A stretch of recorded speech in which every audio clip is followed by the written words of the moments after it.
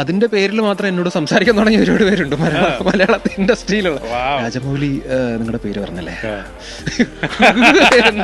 എന്നായിരിക്കും ചിലപ്പോ. എന്റെ ഒരു ഇതിൽ ഞാൻ 24 hours നമ്മൾ സോഷ്യൽ മീഡിയയിലും കണ്ടന്റ് ഒക്കെ പോസ്റ്റ് ചെയ്ത് പേഴ്സണൽ ലൈഫും കാണിച്ച് ഇരുന്നിട്ട് പെട്ടെന്നൊരു സിനിമയിൽ വരുമ്പോൾ ഇപ്പം പല ആൾക്കാർ ഇന്റർവ്യൂലൊക്കെ വന്നിരുന്നിട്ട് ഒരുപാട് സംസാരിക്കും. നമ്മൾ സിനിമ പോലും ജഡ്ജ് ചെയ്യുന്നത് അവരുടെ ഇന്റർവ്യൂവിന്റെ ബേസിസിലാണ്. അപ്പം ഞാൻ ആ ഒരു എക്സ്ക്ലൂസിവിറ്റി കീപ്പ് ചെയ്ത് പോകുന്നത് കുറച്ചുകൂടെ സിനിമയിൽ വരുമ്പോൾ പെർഫോമൻസ് കണ്ടിട്ട് ആൾക്കാർ പറയട്ടെ എന്നുള്ളൊരു ലൈനിലാണ് ഇരിക്കുന്നത്. അപ്പോൾ ശരിക്കും പറഞ്ഞാൽ നമ്മൾ എന്തെങ്കിലും ചാൻസ് ഉണ്ടോ ബ്രോ എന്ന് ചോദിക്കുന്നിടത്ത് നിന്നും നമ്മളോട് വന്നിട്ട് ബ്രോ ഒരു കഥ കേൾക്കാമോ, എപ്പോഴാണ് ഫ്രീ എന്ന് ചോദിക്കാന്നൊരു സ്പേസും കിട്ടിയിട്ടുണ്ട്. അത് വലിയൊരു സന്തോഷമാണ്. അതെ വലിയ സന്തോഷമാണ്. നമ്മളെ കാണുമ്പോൾ ഒരു കാർട്ടൂൺ ക്യാരക്ടർ കാണുന്ന പോലെയാണ് അവരിങ്ങനെ വന്നിട്ട് ഇങ്ങനെ കാണിച്ചിട്ടൊക്കെ പോകുന്നത്. ഭയങ്കര സന്തോഷമാണ്. എനിക്ക് ഏറ്റവും കൂടുതൽ മെസ്സേജസ് ഒക്കെ വരുന്ന വെസ്റ്റ് ബംഗാളിൽ നിന്നൊക്കെയാണ് ശരിക്കും പറഞ്ഞാൽ ആൾക്കാരുടെ. ഇൻസ്റ്റാഗ്രാമിൽ അങ്ങനെ ഒരുപാട് ഹിന്ദി ആൾക്കാരുടെ മെസ്സേജ് വരുന്നുണ്ട്. മലയാളത്തിലെ നമ്മളൊരു പ്രൈമിൽ നിൽക്കുന്ന സമയത്ത് പെട്ടെന്ന് വിട്ടിട്ട് നമ്മൾ വേറൊരു ഇൻഡസ്ട്രിയിൽ പോയി കഴിഞ്ഞാൽ ചിലപ്പോൾ അത് നമുക്ക് ബാക്ക്ലാഷ് ചെയ്യും. എന്നോട് 1-2 എന്റെ ഫ്രണ്ട്സ് സിനിമയിലൊക്കെ തന്നെയുള്ള ഫ്രണ്ട്സ് പറഞ്ഞതാണ്. സംഗീതം നസ്ലീനോടൊക്കെ ഞാൻ ചില കാര്യങ്ങളൊക്കെ വിളിച്ച് ചോദിച്ചിട്ടുണ്ടായിരുന്നു. ഫസ്റ്റ് പ്രേമിൽ കഴിഞ്ഞിട്ട് നമ്മൾ റെമ്യൂണറേഷൻ കാര്യങ്ങളൊക്കെ എങ്ങനെയാണ് നമ്മൾ അങ്ങനെയല്ല. നമുക്കൊരു ഗ്രൂപ്പൊക്കെ ഉണ്ട്. പ്രേമലുവിന്റെ സമയത്ത് നമ്മള് മധു കുഞ്ച് എന്ന് പറഞ്ഞിട്ട് ഒരു അപ്പാർട്ട്മെന്റിലാണ് നമ്മൾ താമസിച്ചിരുന്നത്. അപ്പൊ നമ്മള് മധു സാറിന്റെ ഒരു ഹോട്ടൊക്കെ DP ഒക്കെ ഇട്ടിട്ട് അതിനകത്ത് നമ്മളെല്ലാവരും ഉണ്ട്. ഞാൻ, നസ്ലീൻ, മമിത, സംഗീത്, അഖില.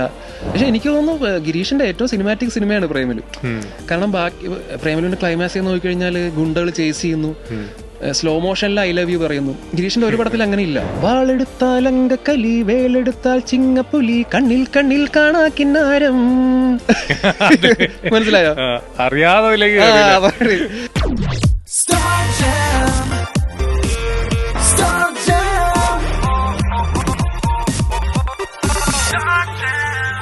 with RJ Rafi. ഷാമേ, welcome to star jam. Thank you. Okay, അപ്പം ലൈഫില് ബിഫോർ ആദി ആഫ്റ്റർ ആദി എടുക്കുകയാണെങ്കിൽ JK ഇമ്പാക്ട് എന്തൊക്കെയാണ്? ഞാൻ ഈ ചോദിക്കുന്ന കാര്യങ്ങളാണ് പറയേണ്ടത്. കരിയറിലെടുക്കുക, സിനിമയിൽ എന്റെ കരിയർ ഇപ്പൊ പോകുന്നത് ഉറപ്പായിട്ടും JK ഇമ്പാക്റ്റിന്റെ ഒരു ഇതിൽ തന്നെയാണ്. പക്ഷെ എന്ന് പറഞ്ഞ് അതേപോലുള്ള ക്യാരക്ടറുകൾ വരുന്നു എന്നല്ല. JK എന്നുള്ളൊരു JK എന്നുള്ളൊരു ശരിക്കും പറഞ്ഞാൽ അതൊരു അയാളുടെ ഒരു പ്രയോഗമാണ്. അയാളുടെ ക്യാരക്ടറുടെ പേര് ആദി എന്നാണ്.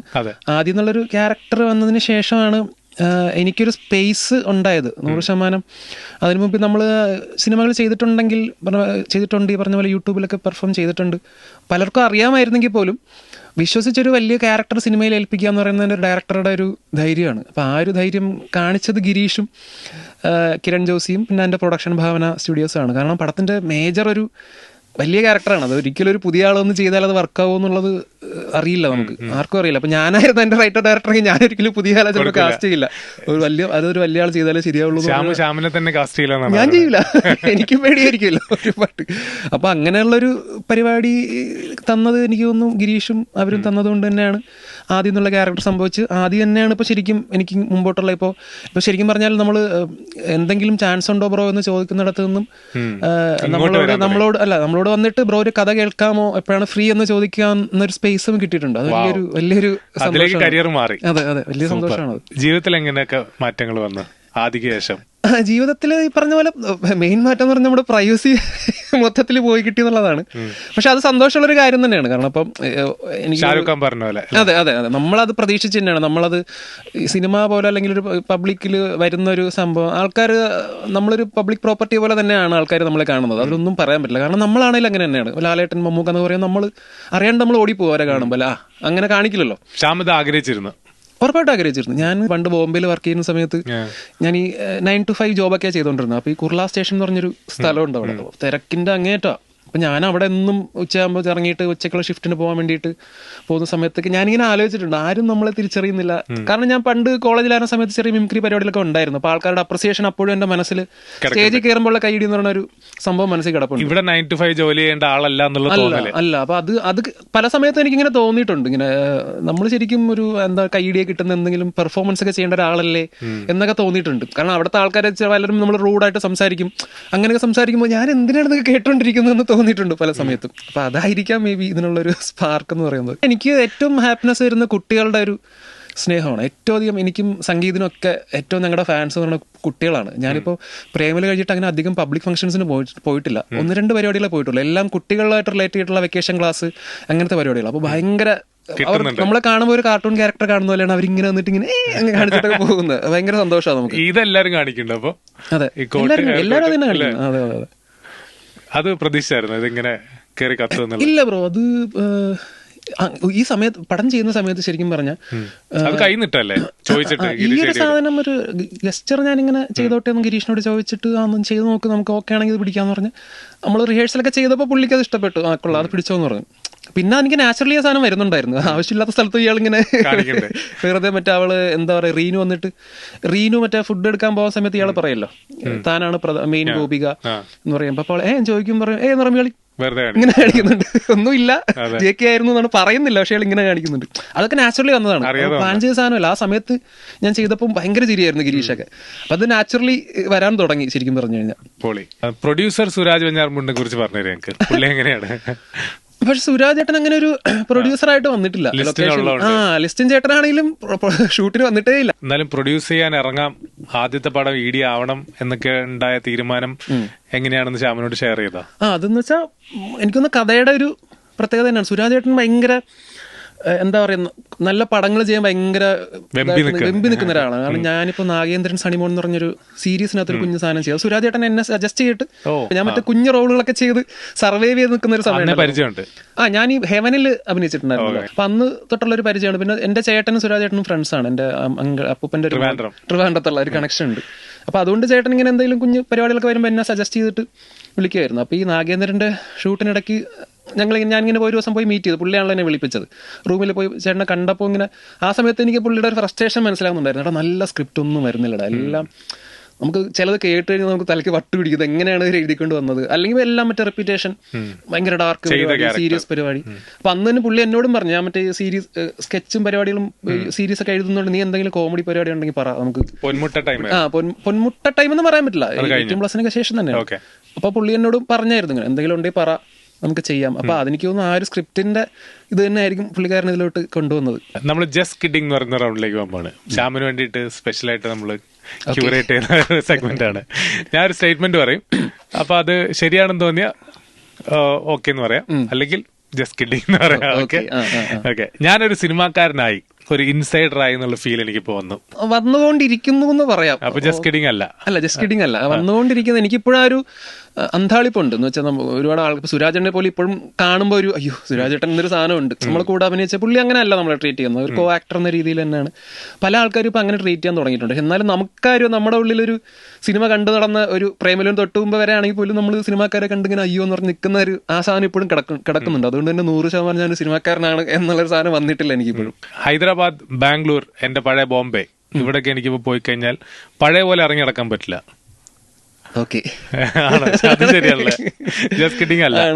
പ്രത്യേകിച്ച് ഹൈദരാബാദില് നല്ല പ്രശ്നമാണ്. കാരണം പ്രത്യേകിച്ച് പ്രേമലുവിന്റെ സക്സസ് പാർട്ടിക്ക് SS കാർത്തിക രാജമൗലി സാറിന്റെ മോൻ വന്നിട്ടുണ്ടായിരുന്നു. അപ്പം അവര് പറയുന്നുണ്ടായിരുന്നു, നിങ്ങൾ ഇനി ഹൈദരാബാദില് ബൗൺസേഴ്സ് ഒന്നും ഇല്ലാണ്ട് വരരുത്, നമുക്ക് അത്രയും വലിയ ഫാൻ ബേസ് ആണ്, എല്ലാവരും വരുമ്പോ നോർമലി മറ്റേ ഇറങ്ങി നടക്കാന്ന് വിചാരിച്ച് വരരുതെന്ന് പറഞ്ഞു. പിന്നെ പോയായിരുന്നോ? ഇല്ല, ഞങ്ങൾ പ്രേമലുവിന്റെ പ്രൊമോഷൻ സമയത്ത് തിയേറ്റർ വിസിറ്റിന് പോയപ്പോൾ തന്നെ ഭയങ്കര ക്രൈസ് ആയിരുന്നു, ആൾക്കാർ ഭയങ്കര ക്രൈസ് ആയിരുന്നു. പ്രത്യേകിച്ച് തിയേറ്ററിലൊക്കെ പോയിട്ട് നമ്മൾ ഇറങ്ങുമ്പോൾ ആൾക്കാർ പുറകെ ബൈക്കിൽ ഫോളോ ചെയ്തൊക്കെ വരുന്നുണ്ടായിരുന്നു. അവിടെ കുറച്ചുകൂടെ ആൾക്കാർക്ക് അങ്ങനത്തെ ഒരു ക്രൈസ് ആണല്ലോ. അപ്പൊ നമ്മുടെ ഇവിടെ എന്ന് പറഞ്ഞപ്പോൾ ബൗൺസേഴ്സ് ഒക്കെ നിന്നിട്ട് ആൾക്കാരോട് ചേട്ടാ ഒന്ന് മാറി നിൽക്കുന്നു പറയാം, അവിടെ തൂക്കിയെടുത്ത് എറിയേ ചെയ്യില്ല. ഞങ്ങൾ ഈ രാജമൗലി ഈവന്റിന് പോയപ്പോൾ ആൾക്കാർ കാറിന് ചുറ്റുമെന്ന് വളഞ്ഞു തൂക്കിയെടുത്ത് എറിയാണ് ആൾക്കാർ. നമ്മളിങ്ങനെ അയ്യോ കണ്ടു പേടിച്ച് നിൽക്കുകയാണ്. നമ്മളെപ്പോഴും ഒരു റെസ്പെക്ട് എല്ലാവർക്കും കൊടുക്കുമല്ലോ. നമുക്ക് കാണുമ്പോ അറിയാം പടം പാൻ ഇന്ത്യൻ റീച്ചാണ് നിങ്ങൾക്കൊക്കെ കിട്ടിയേക്കുന്നത്. അപ്പൊ ശ്യാമിന്റെ ഒരു പെർസ്പെക്റ്റീവില് ഈ പാൻ ഇന്ത്യൻ റീച്ച് എങ്ങനെയൊക്കെയാണ്, എന്തൊക്കെ അനുഭവിച്ചു ശരിക്കും? പാൻ ഇന്ത്യൻ നോർത്ത് ഇന്ത്യന്ന് ആൾക്കാരുടെ മെസ്സേജുകളൊക്കെ വരാറുണ്ട്. ചില ബോംബെ പോയാ ഒരു തവണ പോയി, പക്ഷെ ഞാൻ അങ്ങനെ അധികം നടന്നില്ല. ഇല്ല ഒരു പേഴ്സണൽ കാര്യത്തിന് വേണ്ടി പോയതാണ്. ആ കാര്യം കഴിഞ്ഞ് പെട്ടെന്ന് കുർലയില് പിന്നെ പോയില്ല. ഇല്ല അത്ര അങ്ങനെ എക്സ്പ്ലോർ ചെയ്യുന്ന രീതിയിൽ ബോംബെയിൽ പിന്നെ പോയിട്ടില്ല.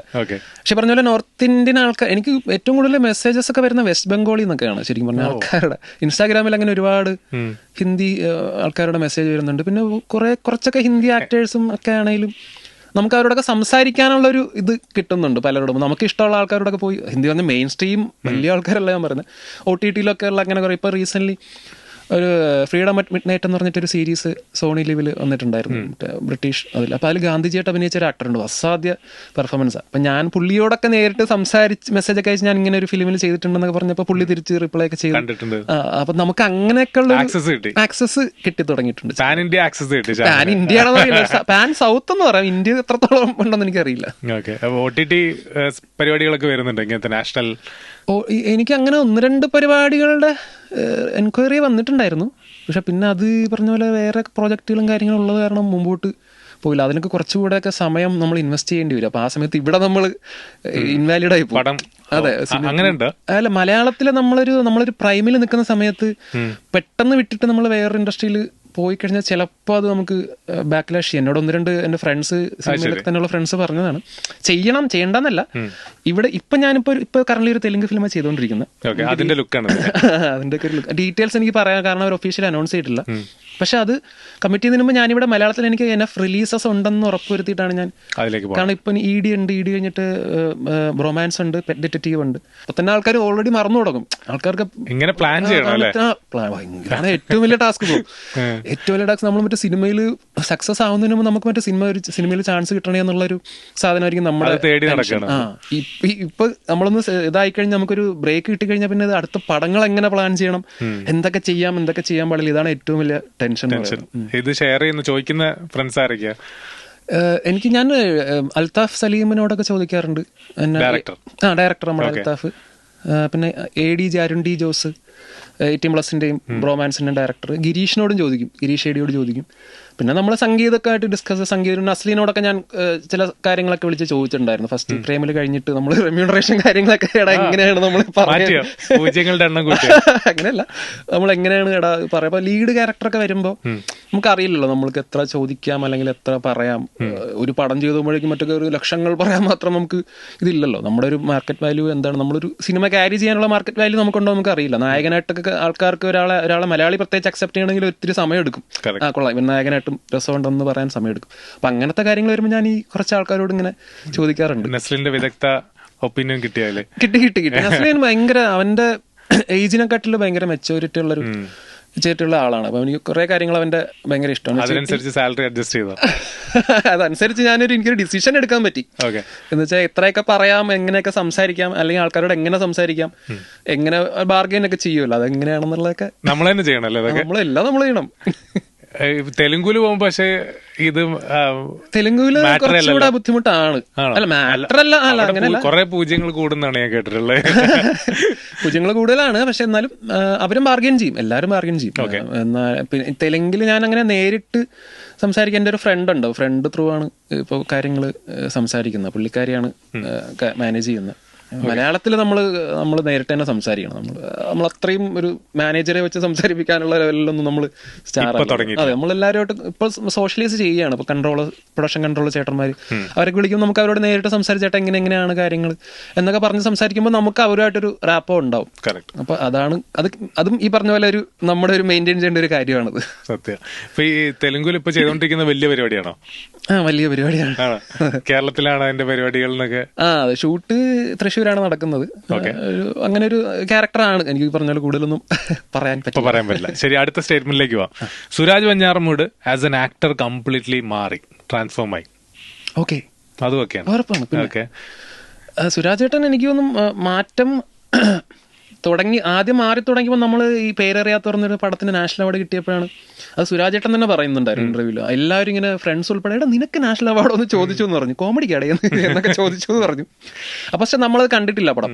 ആക്ഷൻ ഹീറോ ബിജു വന്നപ്പോഴാണ് നമ്മൾ പെട്ടെന്ന് അയ്യോ ഇത് കൊള്ളാലോ. കാരണം എനിക്കിപ്പോഴും ഓർമ്മയുണ്ട് ആ പടം, ആ സീന് സുരാജേട്ടന്റെ സീൻ വന്നപ്പോൾ നമ്മൾ പ്രിപ്പയർ ആയി ചിരിക്കാൻ അളിയന്റെ കോമഡി എന്നുള്ളത്. പെട്ടെന്നുള്ള പുള്ളി വന്നിട്ട് എന്റെ കൊണ്ടുപോയി എന്നൊക്കെ പറഞ്ഞിട്ട് അപ്പൊ നമ്മളൊക്കെ പെട്ടെന്ന് ഷോക്കായി. ഞാൻ എൻ്റെ ഒരു ഫ്രണ്ടും കണ്ട് ഞങ്ങളിങ്ങനെ മുഖത്തോടെ നോക്കി എവിടെ എന്തോടെ ഇതെന്നുള്ളത്.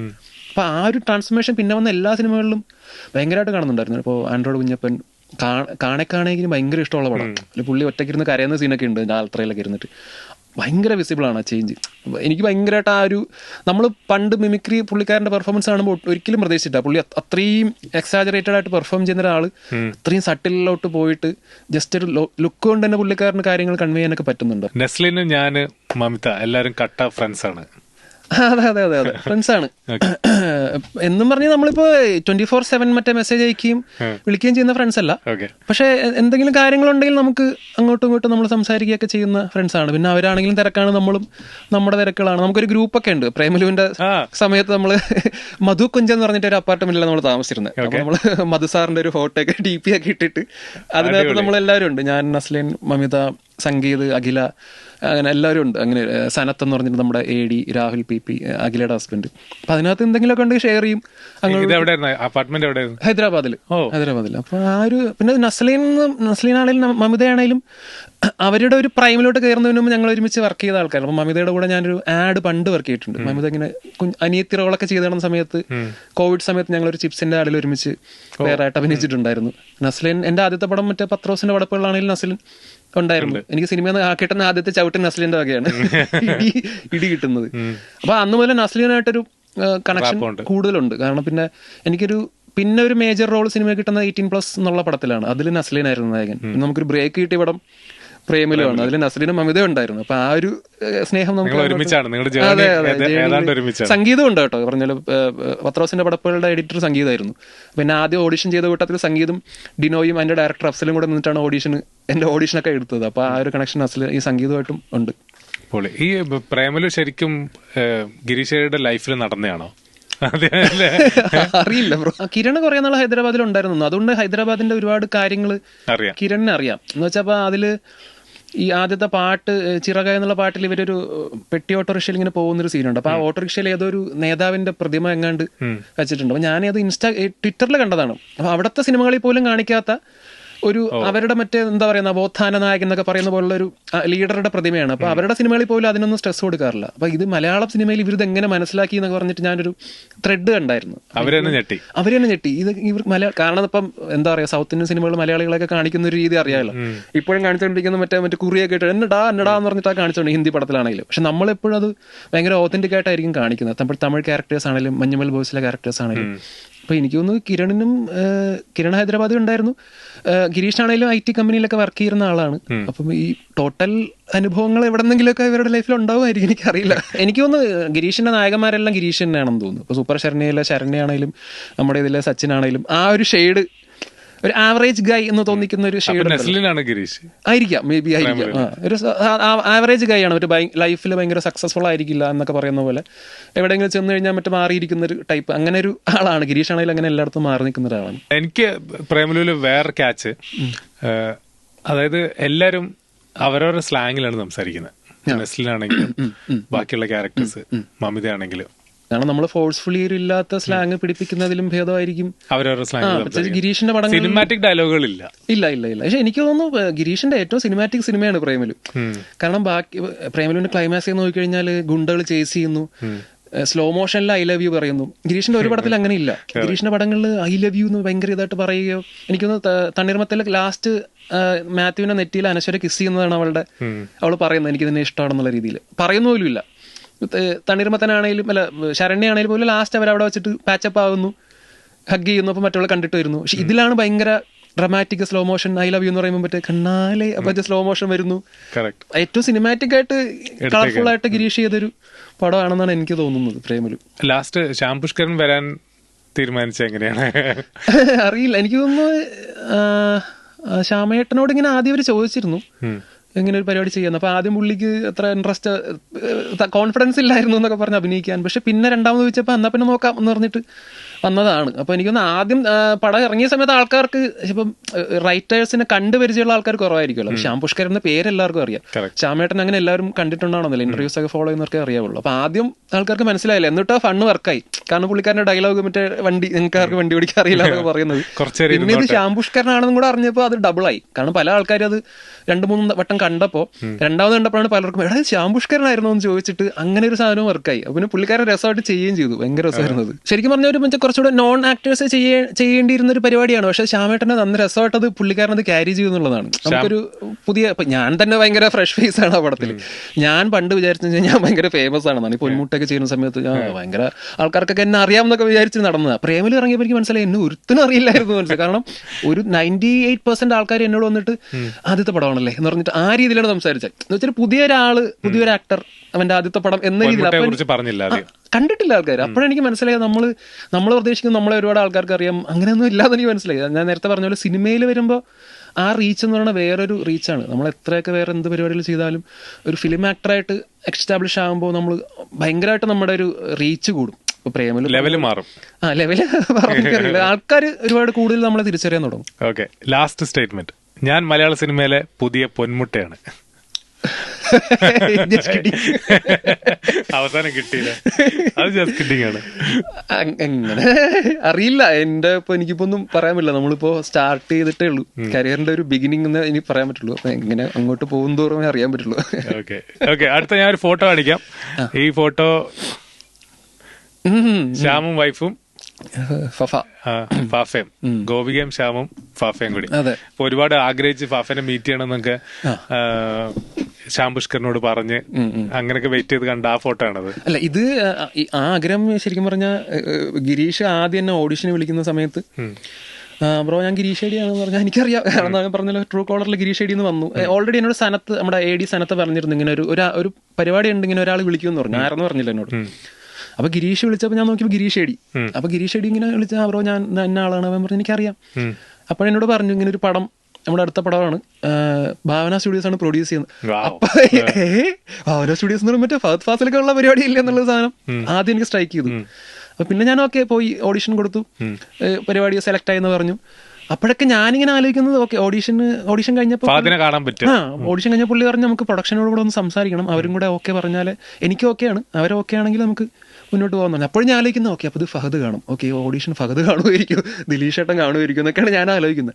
അപ്പോൾ പിന്നെ ഓക്കെ സെലക്ട് ആയി.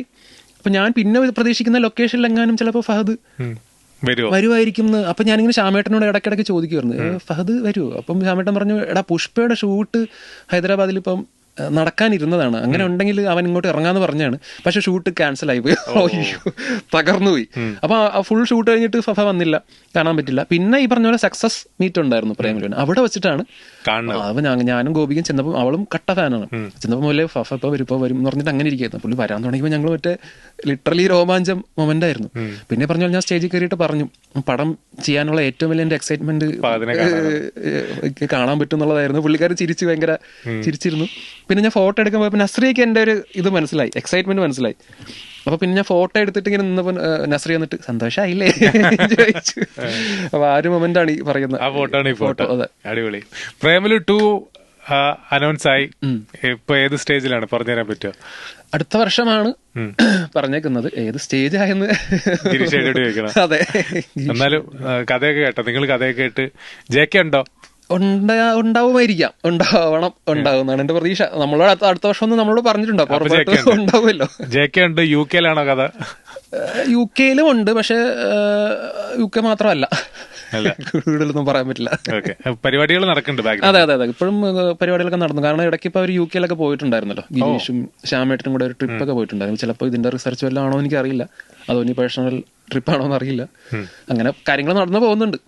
നമ്മളെല്ലാരും അവരവരുടെ തിരക്കിലായതുകൊണ്ടും നമ്മൾ അങ്ങോട്ട് അങ്ങനെ അധികം സംസാരം വല്ലപ്പോഴും ഒന്ന് സംസാരിക്കുമെങ്കിലും ഈ സിനിമ ആയിരിക്കില്ല നമ്മൾ സംസാരിക്കും, വേറെ എന്തെങ്കിലുമൊക്കെ. ഞാനും ഗിരീഷും കൂടുതലും സംസാരിക്കുന്ന എന്തെങ്കിലും പഴയ കോമഡി സീനിനെ പറ്റിയിട്ടോ അങ്ങനത്തെ സാധനങ്ങളൊക്കെ ആയിരിക്കും അങ്ങോട്ടും ഇങ്ങോട്ടും സംസാരിക്കും. ടൂവിനെ പറ്റി എന്തെങ്കിലും റെഡി ആവാൻ എന്തെങ്കിലും പറഞ്ഞോ? ഇല്ല, അടുത്ത വർഷം ഒന്ന് തയ്യാറായിട്ടിരിക്കാൻ പറഞ്ഞു. അടുത്ത വർഷം ഡേറ്റ് അത് കാര്യങ്ങളും നിങ്ങളുടെ പരിപാടികളൊക്കെ എങ്ങനെയാണെന്നുള്ളതൊന്ന് പറയണം. നമുക്കത് പകുതിയൊക്കെ ആകുമ്പോഴേക്കും ആയിരിക്കും മിക്കവാറും സ്റ്റാർട്ട് ചെയ്യുന്നത്. ഓക്കെ. ശിവകാർത്തികേയൻ പ്രേമലു കണ്ടിട്ട് ഫ്രണ്ട്സിനോടും ഭാര്യയോടൊക്കെ ഈ ആക്ടറോട് ഞാൻ അഭിനയിച്ചിട്ടുണ്ട് എന്ന് പറഞ്ഞു. അപ്പൊ അന്ന് അമരൻ അഭിനയിച്ചോണ്ടിരുന്നപ്പം ഞാൻ ചെറിയ പടങ്ങളൊക്കെ ചെയ്യുന്നു എന്നാണ് ശ്യാമി പറഞ്ഞത് ശിവകാർത്തികനോട്. പിന്നെ പുള്ളി പ്രേമലു കാണുമ്പോഴാണ് ഞെട്ടിയത്.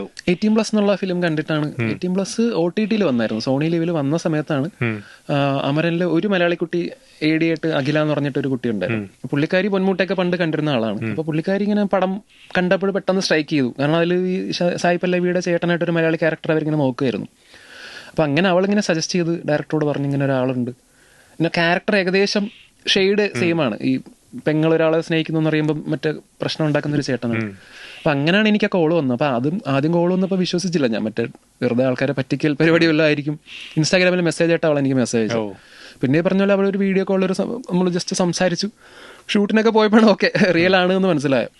അപ്പൊ അവിടെ ചെന്നപ്പോൾ പറഞ്ഞ പോലെ SK കണ്ടു, ശിവകാർത്തികേയൻ സാർ എനിക്ക് ഭയങ്കര ഇഷ്ടമുള്ളൊരു ആക്ടറും കൂടെയാണ്. കാരണം പുള്ളിയുടെ ജേണിയൊക്കെ നമ്മൾ പറഞ്ഞ ടെലിവിഷനും സ്റ്റേജും പരിപാടികളൊക്കെ ചെയ്തിട്ടാണ് പുള്ളിക്കാരൻ്റെ ഒരു സ്റ്റാറായിട്ട് പൊങ്ങിയത്. അപ്പോൾ നമുക്ക് ആ ഒരു ഇഷ്ടം പുള്ളിക്കാരനോടും ഉണ്ട്. സുരാജ് ഏട്ടനോട് എനിക്കുള്ളൊരു ഇഷ്ടം പോലെ തന്നെ. അപ്പോൾ പുള്ളി ഭയങ്കര ലൊക്കേഷനിലാണെങ്കിലും വളരെ കാഷ്വലാണ് പുള്ളിക്കാരൻ. അപ്പോൾ ഒരു സ്റ്റാർ എന്ന രീതിയിൽ മാറി നിൽക്കുമോ. പുള്ളിക്കാരൻ കാരവാനിൽ നിന്ന് ഇറങ്ങിക്കഴിഞ്ഞാൽ പിന്നെ ഷോട്ട് ഫുള്ള് കഴിയാണ്ട് കാരവാനിൽ തിരിച്ചു പോയില്ല. അടുത്ത ഷോട്ടിനെ വിളിച്ചാൽ മതി എന്ന് പറഞ്ഞ് പോയില്ല. പുള്ളി അവിടെ തന്നെ ഒരു പ്ലാസ്റ്റിക് ചെയറൊക്കെ ഇട്ടിട്ടിരിക്കും. നമ്മൾ തന്നെ സംസാരിച്ചിരുന്നു. ആദ്യം നമുക്കൊരു റെസ്പെക്റ്റും കാര്യങ്ങളും പിന്നെ ഉണ്ടായിരുന്നു റെസ്പെക്ട്, പക്ഷെ ആ പേടി നമുക്ക് മാറുമല്ലോ. അപ്പം അന്ന് ചോദിച്ചപ്പോൾ ഞാനിങ്ങനെ പറഞ്ഞു, സാർ ഞാനിങ്ങനെ കുഞ്ഞു ചെറിയ ചെറിയ പടങ്ങളൊക്കെ ചെയ്തിട്ടുണ്ട്. ഇപ്പോൾ 18+ ഒരു പടത്തിൽ ഒരു റോൾ ചെയ്ത് കണ്ടിട്ടാണ് എന്നെ ഇതിലോട്ട് വിളിച്ചത്. ഓക്കെ എന്നൊക്കെ പറഞ്ഞ് സംസാരിച്ചു. പിന്നെ ഈ പറഞ്ഞ പോലെ ഞാൻ പറഞ്ഞായിരുന്നു, നമുക്ക് ഫുഡൊക്കെ വാങ്ങി തന്നു പുള്ളി ഒരു ദിവസം. ഷൂട്ട് ഒന്ന് ഡിലേ ആയിട്ട് പ്രൊഡക്ഷൻ്റെ ചെറിയ പരിപാടികൾ അവർക്ക് മിസ്കമ്മ്യൂണിക്കേഷൻ വന്ന കാരണം ഫുഡ് അവർക്ക് സമയത്ത് എത്തിയില്ല. അപ്പോൾ പുള്ളിക്കാരൻ നമുക്കൊക്കെ ഫുഡ് വാങ്ങി തന്നു. നമ്മളോടൊന്ന് ചോദിച്ചു, പുള്ളിക്കാരൻ പേഴ്സണലി വന്ന് എന്താ കഴിക്കണം, വെജ് ആണോ നോൺ വെജ് ആണോ എന്നൊക്കെ ചോദിച്ച് ഫുഡൊക്കെ വാങ്ങി തന്നു. അപ്പോൾ ആ ഒരു ഇതിൽ നിന്ന് പിന്നെ ഈ പറഞ്ഞ പോലെ പ്രേമലു ഇറങ്ങിയതിന് ശേഷമാണ് പുള്ളിക്കാരൻ ഇൻസ്റ്റാഗ്രാമിൽ ഒരു സ്റ്റോറി ഇട്ടത്. അപ്പോൾ അതിലെല്ലാവരും ടാഗ് ചെയ്തു, നമ്മളൊക്കെ ടാഗ് ചെയ്തിട്ടാണ് എല്ലാവരും ടാഗ് ചെയ്തു. പുള്ളിക്കാരൻ ചെറിയ റോൾ ചെയ്തവരെ പോലും ടാഗ് ചെയ്തിട്ടാണ് പ്രേമലു കണ്ടു ഇൻട്രസ്റ്റിംഗ് മൂവി എന്നൊക്കെ പറഞ്ഞിട്ട്. അപ്പം ഞാനിങ്ങനെ ഇൻസ്റ്റയിൽ പുള്ളിക്ക് റിപ്ലൈ ചെയ്തു, സാറിന് ഓർമ്മയുണ്ടോ ഞാനിങ്ങനെ അമരനിൽ സാറിൻ്റെ ബ്രദറിൻലോ ആയിട്ട് അഭിനയിച്ചു. അപ്പോഴാണ് പുള്ളി ഇങ്ങനെ പറഞ്ഞു, എനിക്ക് ഓർമ്മയുണ്ട്, ഞാനിപ്പോൾ വൈഫിനോടും പറയായിരുന്നു പുള്ളി എൻ്റെ കൂടെ അഭിനയിച്ചിട്ടുണ്ടായിരുന്നു എന്നൊക്കെ പറഞ്ഞിട്ട്. പിന്നെ പുള്ളി പറഞ്ഞ പോലെ ഇവിടെ പ്രൊമോഷൻ വന്ന സമയത്തും സ്പെസിഫിക് ആയിട്ട് എടുത്ത് പറഞ്ഞ് എന്റെ പേര് വിളിച്ചപ്പോൾ പുള്ളിക്കാരൻ അവിടെ ഇരുന്ന് ജയിക്കാൻ കാണിക്കുന്നുണ്ടായിരുന്നു. അടിപൊളി. രാജമൗലി സാറിന്റെ ഫേവറേറ്റ് ആദി ജെകെയും കൂടിയാണ് ശ്യാമി. ഇപ്പോ അടുത്ത പടത്തിൽ വിളിക്കാന്നൊക്കെ പറഞ്ഞ അങ്ങനെയൊന്നും നമ്മൾ പ്രതീക്ഷിക്കുന്നില്ല. പക്ഷെ അത് നമുക്കൊരു ഭയങ്കര ഒരു ഓണറാണ്. ഭയങ്കര ഒരു അതിന്റെ പേരിൽ മാത്രം എന്നോട് സംസാരിക്കാൻ തുടങ്ങിയ ഒരുപാട് പേരുണ്ട് മലയാള ഇൻഡസ്ട്രിയിലുള്ള. രാജമൗലി നിങ്ങളുടെ പേര് പറഞ്ഞല്ലേ എന്നായിരിക്കും ചിലപ്പോ. നമുക്കറിയാം ചില ആൾക്കാർ പേഴ്സണലി ഇവനോ എന്നുള്ള ഒരു സാധനം കിടക്കുന്ന ആൾക്കാർ ഈ ഒരു കേസ് മാത്രം നമ്മളോട് പറയും. എന്ന് വെച്ചാൽ നമ്മുടെ പെർഫോമൻസിനെ പറ്റിയോ വേറെ ഒന്നും ആയിരിക്കില്ല. രാജമൗലി നിങ്ങളുടെ പേര് പറഞ്ഞില്ലേ, എല്ലാവർക്കും കിട്ടുന്ന ഒരു പരിപാടി അല്ല എന്നൊക്കെ പറയുന്ന ആൾക്കാരുണ്ട്. അത് നമുക്ക് ഭയങ്കര ഒരു പ്രൈഡ് തന്നെയാണ്. ഞാൻ ഈ പറഞ്ഞ പോലെ തന്നെ ട്വീറ്റാണ് വന്നത് പുള്ളിക്കാരൻ്റെ. ആദ്യം എക്സിലൊരു ട്വീറ്റാണ് പുള്ളിക്കാരൻ ഇങ്ങനെ ഇട്ടിട്ട് എന്നോട് എൻ്റെ ഒരു ഫ്രണ്ട് ആരോ ആണ് എനിക്കത് എടുത്ത് അയച്ചു തന്നെ. അത് നോക്കിയെന്ന് പറഞ്ഞിട്ട് ഞാൻ വിചാരിച്ചു. ആ സമയത്ത് ഇങ്ങനെ ഒരുപാട് റിവ്യൂസ് വരുന്നുണ്ടായിരുന്നു പ്രേമലുവിൻ്റെ, വലിയ വലിയ ഡയറക്ടേഴ്സിൻ്റെ ഒക്കെ. My favourite is Adi JK. അയ്യോ പകർന്ന്. പിന്നെ ഇവര് പറഞ്ഞു നമുക്ക് ഹൈദരാബാദിലൊരു ഇവന്റ് ഉണ്ട്, ഇവന്റിലും പറഞ്ഞു. രാജമൗലി സാർ ഇങ്ങനെ പറഞ്ഞു ഒരു ഇവന്റ് വെക്കാം നമുക്ക് സക്സസ് ആയിട്ട്. അപ്പം ഞാനിങ്ങനെ ചോദിച്ചു, രാജമൗലി സാർ വരൂ? പിന്നെ ഉറപ്പായിട്ട് വരുമല്ലോ. അയ്യോ എന്നുള്ള അവസ്ഥയായിരുന്നു. പിന്നെ അവിടെ ചെന്നപ്പോഴും ശരിക്കും സ്പെസിഫിക്കലി പുള്ളിക്കാരൻ എല്ലാവരുടെയും പെർഫോമൻസ് പറഞ്ഞിട്ട് ഏറ്റവും ലാസ്റ്റ് എൻ്റെ പേര് പറഞ്ഞിട്ട് ഏറ്റവും ലാസ്റ്റിലാണ് എന്നെ വിളിച്ചിട്ട് അത് പറഞ്ഞത്. അപ്പോൾ അത് ഭയങ്കര മൊമെന്റ് ആയിരുന്നു. ഞാൻ ഇങ്ങനെ അത് കാണുമ്പോൾ അറിയാം, തകർന്ന് തരിപ്പണമായിട്ട് നമ്മൾ അങ്ങേയറ്റം പോകുമല്ലോ താഴ്ന്നിട്ട്. നമ്മൾ എത്രയും വലിയൊരു ഇന്ത്യയിലെ തന്നെ one of the biggest directors നമ്മളെ പറ്റി പറയുമ്പോൾ ഭയങ്കര ഒരു ഇത് തന്നെയായിരുന്നു, എക്സ്പീരിയൻസ് ആയിരുന്നു. പഴയ പരിപാടികളൊന്നും ഇപ്പൊ ചെയ്യാറില്ല, അതായത് കണ്ടന്റ് പ്രൊഡക്ഷൻ നിർത്തി. അതൊക്കെ നിർത്തി എന്ന് പറഞ്ഞാൽ ഞാൻ മെയിനായിട്ട് ചെയ്തിരുന്ന മറ്റേ മ്യൂസിക് റിലേറ്റഡ് കണ്ടന്റ് പരിപാടികളാണ് ചെയ്തുകൊണ്ടിരുന്നത്. അപ്പോൾ അതൊരു ഒരു പോയിന്റ് കഴിഞ്ഞപ്പോൾ അതിന് ഈ പ്രേമലിന് മുമ്പ് തന്നെ ഒരു പോയിന്റ് കഴിഞ്ഞപ്പോൾ എനിക്ക് തന്നെ അത് മടുത്തു തുടങ്ങി. കാരണം പാട്ട് മാറി പാടുന്ന പരിപാടി വേറെ ആൾക്കാരൊക്കെ ഒരുപാട് ചെയ്യാനും തുടങ്ങി. അത് ആ സമയത്ത് അത് ഇൻട്രസ്റ്റിംഗ് ആയിരുന്നു. പിന്നെ പ്രസന്റേഷനും ഒരു ഫാക്ടറാണ്. ഞാനത് പ്രസന്റ് ചെയ്യുന്ന രീതി ആൾക്കാർക്ക് ഇഷ്ടമായിരുന്നു എന്ന് പറഞ്ഞാൽ റിയാക്ഷൻസും കാര്യങ്ങളൊക്കെ. പിന്നെ ഈ പറഞ്ഞ പോലെ സിനിമയിൽ തിരക്കും കൂടെ ആയപ്പോഴേക്കും അതെ ഒഴിവാക്കിയെന്ന് മാത്രമല്ല അത് സിനിമയില് നമ്മള് ഭയങ്കര ആക്സസിബിൾ ആവാതിരിക്കുന്നതിന്റെ ഭാഗം കൂടിയാണോ?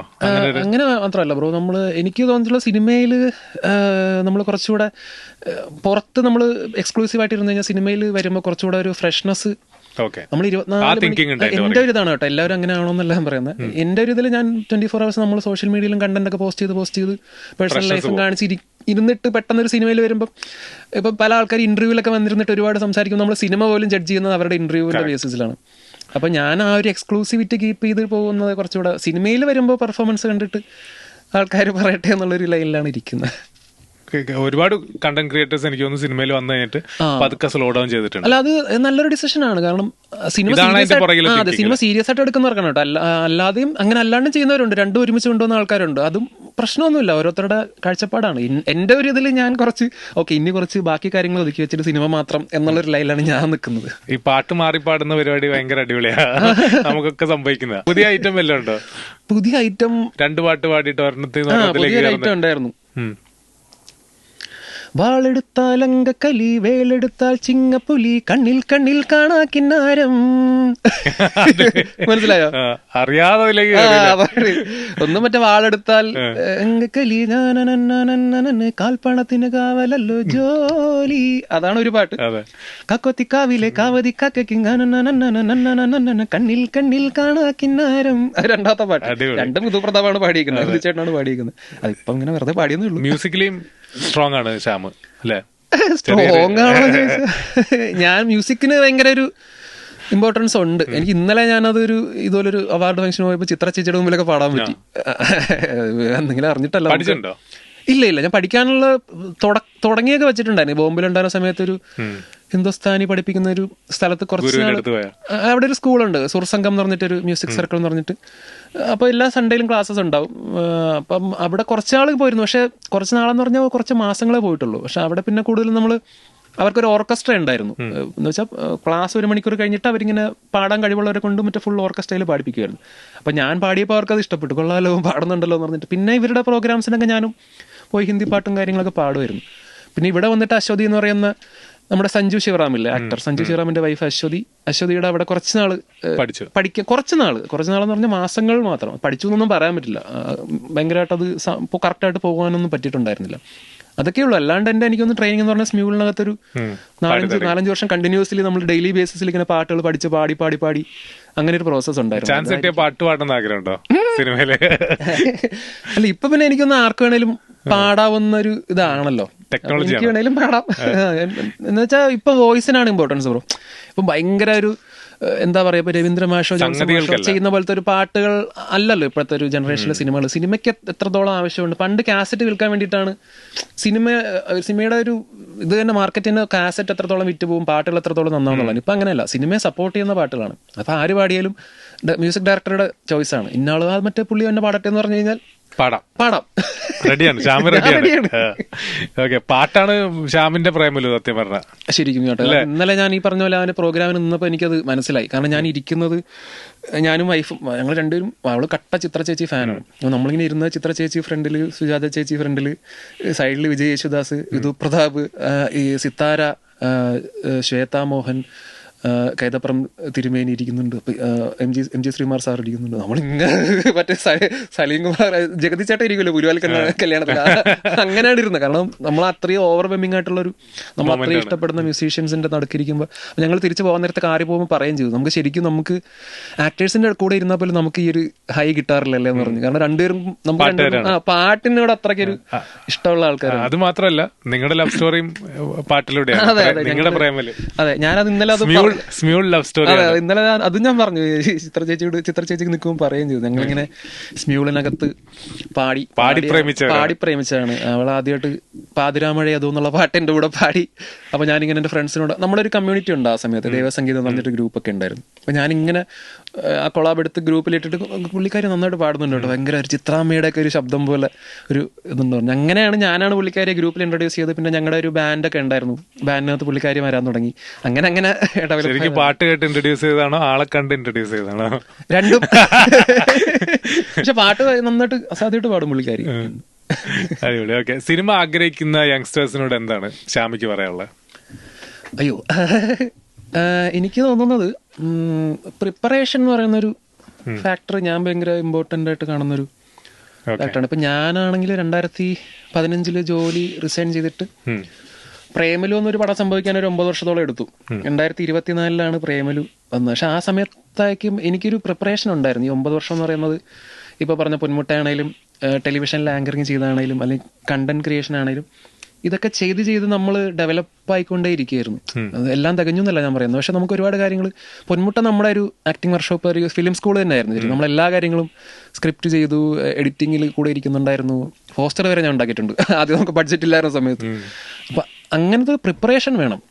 നമ്മൾ വെറുതെ മറ്റേ ആഗ്രഹം എന്ന് പറഞ്ഞ് ഇറങ്ങി നമ്മളൊരു സ്ഥലത്ത് പോയി നന്നായിട്ട് പെർഫോം ചെയ്യുമ്പോൾ നമുക്ക് ഭയങ്കരമായിട്ട് അവിടെ റെസ്പെക്റ്റ് കൂടും. അത് ഞാൻ പലയിടത്തും അനുഭവിച്ചിട്ടുള്ളതാണ്. ഇപ്പം അമരനിൽ തന്നെ എന്നെ ആദ്യം മീറ്റ് ചെയ്ത സമയത്ത് ഡയറക്ടർക്ക് ഒരു കൺഫ്യൂഷൻ ഉണ്ടായിരുന്നു. ഞാൻ ഭയങ്കര സോഫ്റ്റ് സ്പോക്കൺ ആണ്, കുറച്ച് പതുക്കെ സംസാരിക്കുള്ളൂ. അപ്പോൾ പുള്ളിക്കാരൻ എന്നോട് സംസാരിച്ച് ഞാൻ ഹലോ സാർ ഞാൻ ശ്യാം എന്നൊക്കെ പറഞ്ഞിട്ട് സംസാരിച്ച് പുള്ളിക്കാരൻ ഈ അഖിലയോട് ചോദിച്ചു, ആള് ഭയങ്കര കുറച്ച് സോഫ്റ്റ് ആണല്ലോ, ഈ ചേട്ടൻ വരച്ച കുറച്ച് നമ്മൾ കുറച്ച് റൂഡായിട്ടാണ് കാണിക്കുന്നത്, ഇങ്ങനെ ഇത് ചെയ്താൽ ശരിയാവോ എന്ന് ചോദിച്ചു. അപ്പൊ അവൾക്ക് ടെൻഷനായി. അവൾ ഓടി വന്നു, ചേട്ടാ ഡയറക്ടർ ഇങ്ങനെ ഒരു സംഭവം പറഞ്ഞു, ആളിത് ചെയ്യൂ എന്നൊക്കെ പറഞ്ഞിട്ട് അവൾക്ക് ടെൻഷനായി. അവൾ പറഞ്ഞു നോക്കാം നമ്മളിത്, എനിക്ക് ടെൻഷനായി അവള് പറഞ്ഞപ്പോ. പിന്നെ ഫസ്റ്റ് സീനിൽ ഞാൻ സായി പല്ലവി മാമിനോട് ഷൗട്ട് ചെയ്യുന്ന സീനാണ് എന്നൊക്കെ പറഞ്ഞിട്ട് അത് കഴിഞ്ഞാൽ പുള്ളിക്കാരൻ ഹാപ്പി. അവൾ ഓടി വന്നിട്ട് പറഞ്ഞു പുള്ളി ഓക്കെ പുള്ളിക്ക് ഇഷ്ടപ്പെട്ടു എന്ന് പറഞ്ഞു. അങ്ങനെ പുള്ളി എനിക്ക് ഫ്രീഡം തന്നു. അപ്പൊ 1-2 ശിവകാർത്തികൻ സാർ വരുന്ന സീനിലൊക്കെ ഞാൻ പോയിട്ട് എന്ന് പറഞ്ഞിട്ട് പോകുന്ന സീനൊക്കെ ഉണ്ട്. എന്ത് ധൈര്യത്തിലാടെ കയറി വന്ന്, അതൊക്കെ ഞാൻ പറഞ്ഞ ഡയലോഗ്സ് ആണ്.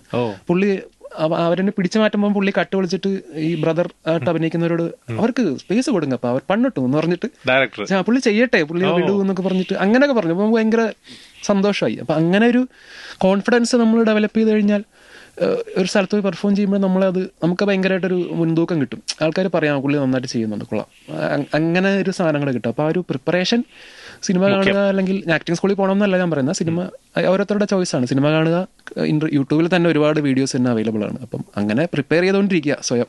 സൂപ്പർ. മാനിഫെസ്റ്റേഷൻ വർക്കാകും, യെസ് ഓർ നോ?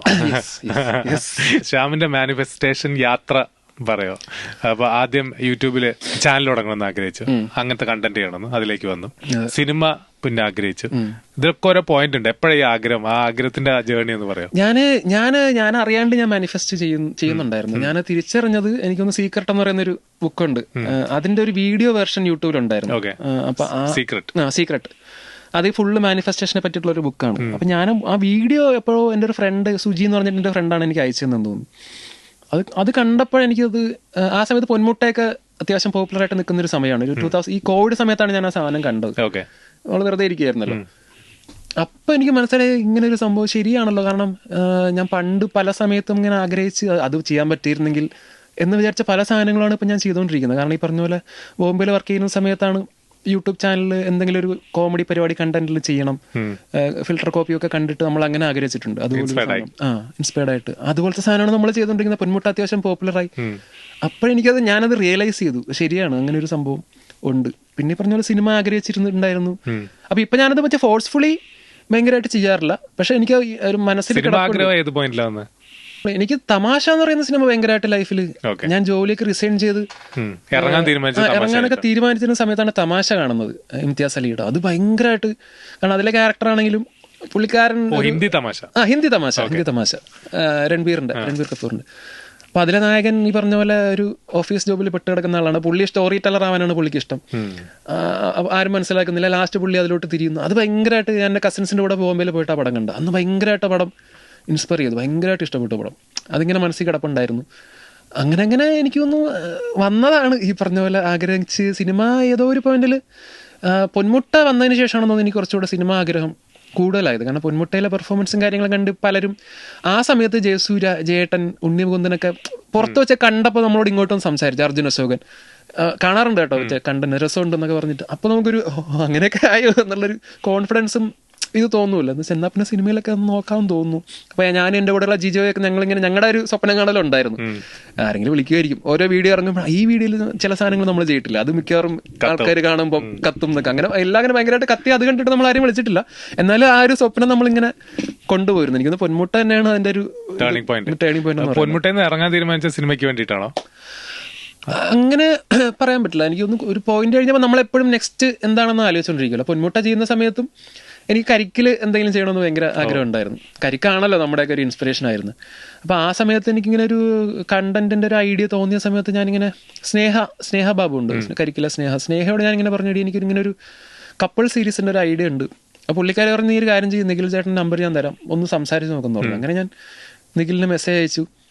നിഖിൽ അപ്പം തന്നെ എനിക്ക് റിപ്ലൈയും ചെയ്തു. ഞാൻ പറഞ്ഞിങ്ങനെ ഒരു, അവർ നമ്മുടെ കണ്ടന്റ് ഒക്കെ കാണുന്നതാണ്, പെൺകുട്ടിയുടെ കണ്ടന്റ് അവരും കാണുമായിരുന്നു. ഞാൻ പറഞ്ഞിങ്ങനെ ഒരു കപ്പിൾ കണ്ടന്റിന്റെ ഐഡിയ ഉണ്ട്, ഒന്ന് കേൾക്കാമോ?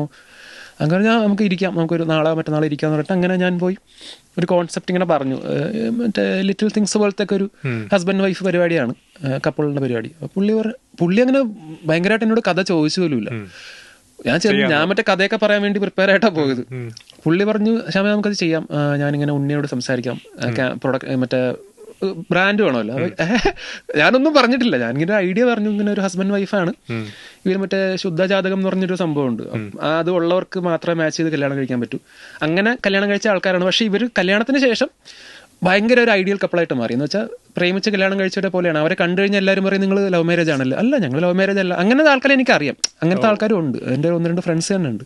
അപ്പോൾ ആ ഒരു ഐഡിയ ആണ്. സ്ഥിരം ലവ് മാരേജ് പരിപാടി പിടിക്കാണ്ട് പുള്ളിക്ക് അത് ഇഷ്ടപ്പെട്ടെന്ന് തോന്നുന്നു. അങ്ങനെ പുള്ളി പറഞ്ഞു എഴുതിക്കോ, കുഴപ്പമില്ല എന്ന് പറഞ്ഞു. ബാക്കി ഒന്നും ചോദിച്ചില്ല പുള്ളി. എന്താണ് കണ്ടന്റ്, കോൺഫിഡൻസ് ഉള്ളതുകൊണ്ടായിരിക്കാം. അങ്ങനെ കരിക്കിലോട്ട് പോയി. ഈ പറഞ്ഞ പോലെ കരിക്ക് സീരീസ് ചെയ്തു. പിന്നെ ഇവൻച്വലി പറഞ്ഞ പോലെ പത്രോസിന്റെ പടപ്പളം എന്നുള്ള സിനിമ വന്നപ്പോൾ കുറച്ചുകൂടെ ഒക്കെ എന്നാൽ പിന്നെ സിനിമയിലോട്ട് നോക്കാം എന്നുള്ളൊരു പരിപാടിയിലോട്ട് എത്തി. ഇപ്പോഴത്തെ മാനിഫെസ്റ്റേഷൻ എന്താണ്?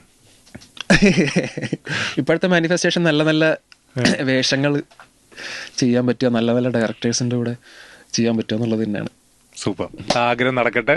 ഒരുപാട് അതുപോലത്തെ വേഷങ്ങൾ കിട്ടട്ടെ. Thank you so much. All the best. Thank you.